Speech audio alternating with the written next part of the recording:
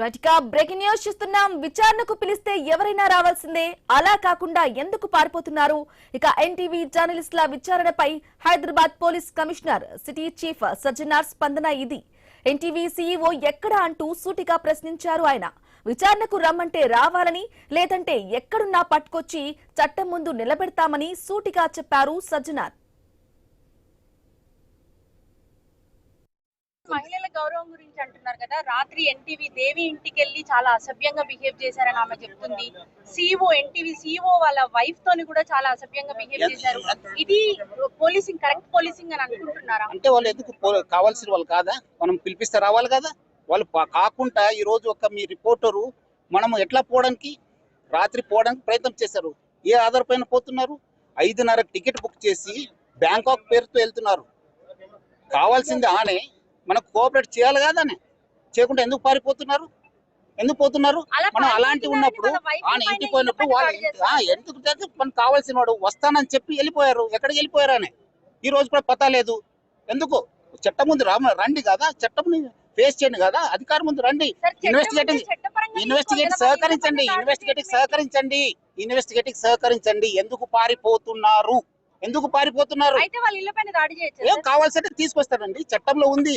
చట్టంలో విచారణకు రూల్స్ ఉంటాయి, నోటీసులు ఇవ్వాలి. కావాల్సింది నోటీస్ ఇస్తాను, రావాలి.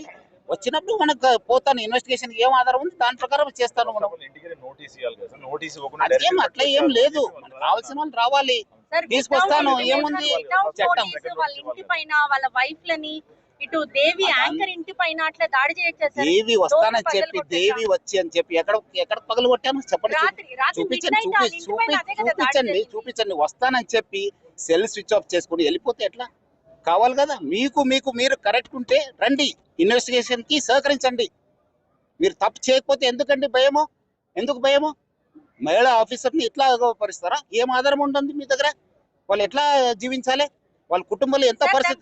ప్రాపర్ వేలో సిట్ వేశారు, అలా విచారణ చేయొచ్చు. కానీ వితౌట్ నోటీస్ సిట్ అంటేనే ఇన్వెస్టిగేషన్. సిట్ కంటే వేరే ఇన్వెస్టిగేషన్ కి సిట్ కి ఏం వేరే ఏం లేదు మేడం. నోటీస్ కూడా ఎందుకు ఇవ్వాలండి నోటీసు? మనకు కావాల్సిన వాళ్ళు పిలిపిస్తాను, ఎంక్వైరీ చేస్తాను, మీరు రండి. పిలిపించినట్లు రావాలి కదా. ఎందుకు పారిపోతున్నారు? ఏదో నేను బ్యాంకాక్ వెళ్తున్నాను సార్, నేను ఇప్పుడు మీ సిఇఓ గారు ఎక్కడ ఉన్నారండి? రావాలి కదా. అయితే ఇల్లు పైన దాడి చేయడానికి చేస్తానండి. ఎక్కడైనా పోతే ఎక్కడున్నా పట్టుకుని వస్తాను, ఎక్కడుంటే పట్టుకుని వస్తాను. నేను చట్టం ముందు ప్రవేశపెడతాను, చట్టంలో చూసుకోండి మీరు. రైట్ గా సిపి సజ్జనార్ విచారణకు పిలిస్తే రావాల్సిందే కదా, ఎవరైనా రావాల్సిందే, అలా కాకుండా పారిపోతున్నారు అంటూ కూడా ఎన్టీవీ జర్నలిస్టుల విచారణపై Hyderabad police commissioner city chief Sajjanar అయితే స్పందన ఇది. ఇదే విషయానికి సంబంధించి పూర్తి సమాచారం అందించడానికి మా ప్రతినిధి ఎవై స్వామి లైవ్ ద్వారా అందిస్తారు. స్వామి, ఎన్టీవీ కార్యాలయంలో సిట్ అధికారుల సోదాలు కొనసాగుతున్నాయి. మధ్యాహ్నం తర్వాత మరొకసారి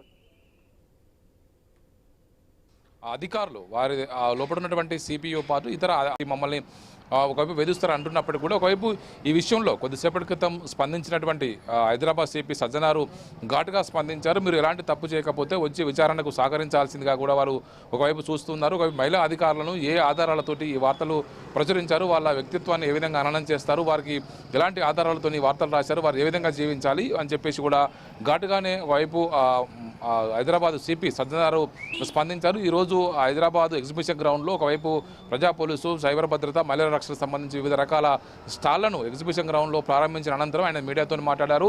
ఈ సిట్టును సిపి సజ్జనారు లీడ్ చేస్తున్నారు. నిన్న డీజీపీ శివధర్ రెడ్డి ఈ స్పెషల్ ఇన్వెస్టిగేషన్ టీంను ఏర్పాటు చేసి ఈ హైదరాబాద్ మొత్తం తెలంగాణ వ్యాప్తంగా ఒకవైపు వ్యక్తిత్వ హననాలకు సంబంధించి ఇలాంటి తప్పుడు కథనాల ప్రచారం పైన ఒక స్పెషల్ ఇన్వెస్టిగేషన్ టీంను ఏర్పాటు చేసి 8 మంది సభ్యులతో ఇలా వివిధ హోదాలో ఉన్నటువంటి అధికారులకు అవకాశం కల్పించారు. వారు ఈ సిట్టు విచారణ కొనసాగిస్తుంది. నిన్న ఎన్టీవీ కార్యాలయం నిన్న మధ్యాహ్నం వచ్చినటువంటి పోలీసులు సోదాలు నిర్వహించారు.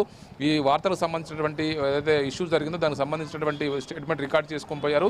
సీఓ విచారణకు రాలేదు, ఒకవైపు మిగతా సిబ్బంది విచారణకు రాకపోవడంతో మేము వారిని అదుపులోకి తీసుకోవాల్సి వచ్చిందని చెప్పేసి కూడా ఒకవైపు మాట్లాడారు.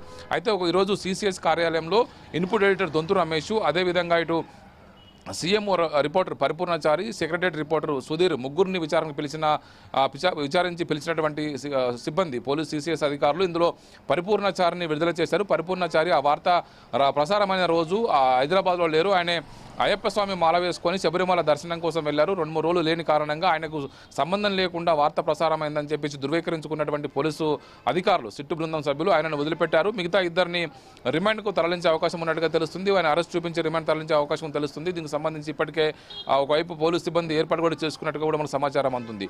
మొత్తానికైతే తెలంగాణ వ్యాప్తంగా అత్యంత సంచలనం, తెలుగు రాష్ట్రాలను సంచలనం సృష్టించినటువంటి ఈ కేసుకు సంబంధించి ఇటీవల పలువురు మహిళా IAS అధికారులు, IPS అధికారులు తెలంగాణ ప్రభుత్వానికి సీఎం రేవంత్ రెడ్డికి తమపై వస్తున్నటువంటి వరుస కథనాలతోటి సీఎం రేవంత్ రెడ్డికి నేరుగా మొరపెట్టుకున్నట్టుగా తెలుస్తుంది. ఒకవైపు తాము రాష్ట్రంలో ఇలాంటి పరిస్థితుల్లో పని చేయలేము, తమ వ్యక్తిత్వ హననం చేయడం పట్ల మేము సమాజంలో తలెత్తుకోలేని పరిస్థితి తలెత్తుతుంది, ఇలాంటి ఆధారమైనటువంటి ఆధారాలు లేకుండా ఈ వార్తలు ప్రసారం చేస్తున్నారని చెప్పేసి కూడా వారు సీఎంకు చెప్పుకున్నట్టుగా తెలుస్తుంది. మొన్న TNGOల డైరీ ఆవిష్కరణ కార్యక్రమం అనంతరం పలువురు IPS అదేవిధంగా IAS మహిళా అధికారుల బృందం నేరుగా సీఎంని కలిసి ఈ విషయంలో వినతి పత్రం సమర్పించారు. అంతకుముందే IAS అధికారుల సంఘం ఇటు సంఘం అధ్యక్షులుగా ఉన్నటువంటి chief secretary Ramakrishna Rao, secretary Jayesh Ranjan పేరుతోనే ఒక లెటర్ అయితే బయటకు వచ్చింది. ఇలాంటి వార్తా కథనాలు ఖండిస్తూ వారు కూడా ఒక లెటర్ అయితే రిలీజ్ చేశారు. ఆ తర్వాత IPS అధికారుల సంఘం నుంచి లేఖలు వచ్చాయి, ఉద్యోగ సంఘాలు కూడా ఖండించాయి.